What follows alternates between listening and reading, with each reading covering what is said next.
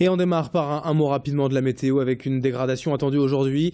Beaucoup de nuages pour ce mercredi tout au long de la journée, quelques averses même par moment en cet après-midi. Les températures tout de même restent stables avec 13 ou 14 degrés de prévus aujourd'hui dans la région. La météo, on en reparle bien sûr en détail après le journal. Et la première image ce matin, c'est d'abord le séisme au Népal et surtout la mobilisation des nordistes pour aider la population sur place.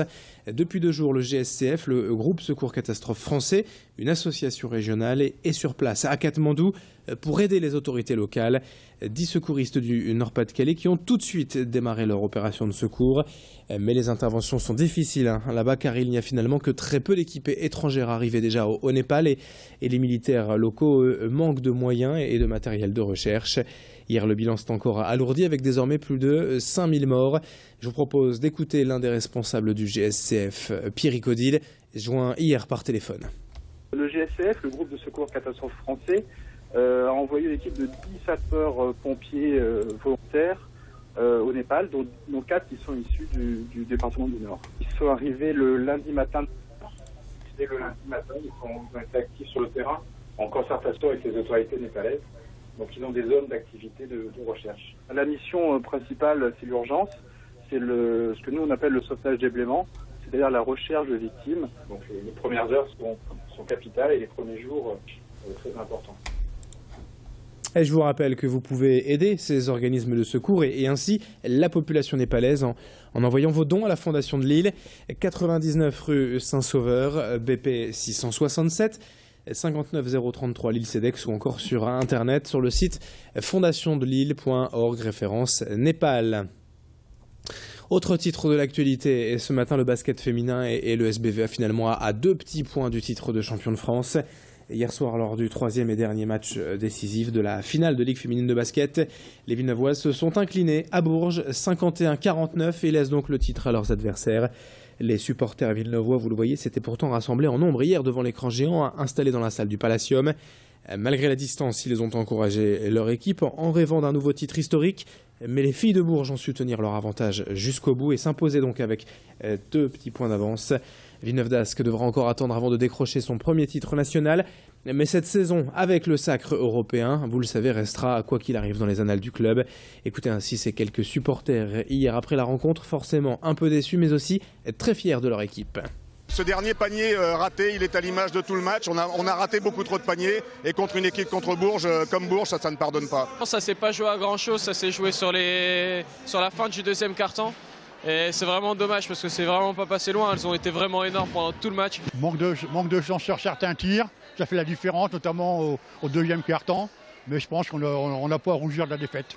C'est un match de défense, toutes les défenses étaient bonnes, celle de Villeneuve d'Ascq, celle de Bourges, on le savait. Mais on a oublié aussi que pour gagner au basket, il faut mettre des paniers. Et aujourd'hui, on en a raté beaucoup trop.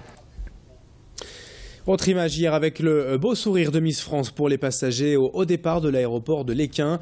Les vacanciers en partance pour l'île grecque de Rhodes ont eu la belle surprise et le plaisir d'être accueillis à bord par la nordiste Camille Cerf. Une opération de communication menée en fait par la compagnie XL Airwaves à l'occasion de nouvelles destinations proposées cet été au départ de l'île. Hier pendant près d'1 heure, Miss France a donc joué les hôtesses de luxe pour ses voyageurs, avec pour chacun d'entre eux un petit mot et une photo. Une belle manière de bien démarrer ses vacances et pour notre Miss, une occasion de revenir quelques instants dans sa région. Fanny Bourdillon a pu la rencontrer, on écoute Camille Cerf hier à Léquin. C'est toujours rigolo en fait de revenir en tant que Miss France parce que ce sont des endroits que je connais quasiment par cœur et donc revenir avec l'écharpe c'est toujours drôle. J'ai envie de voyage parce que je suis jeune et que j'ai envie de tout découvrir mais j'ai eu la chance déjà d'avoir pu partir à Punta Cana, d'avoir fait une croisière dans les Caraïbes, d'être allée plusieurs fois en Italie. Là prochainement je vais avoir la chance de partir au Cap-Vert, en Autriche, refaire une autre croisière, partir à Tahiti, à La Réunion, donc on va beaucoup voyager, beaucoup prendre l'avion. Et puis dans le reste de cette édition, on termine avec ces images du nouveau spa de l'Ermitage Gantois, ouvert il y a à peine 3 semaines.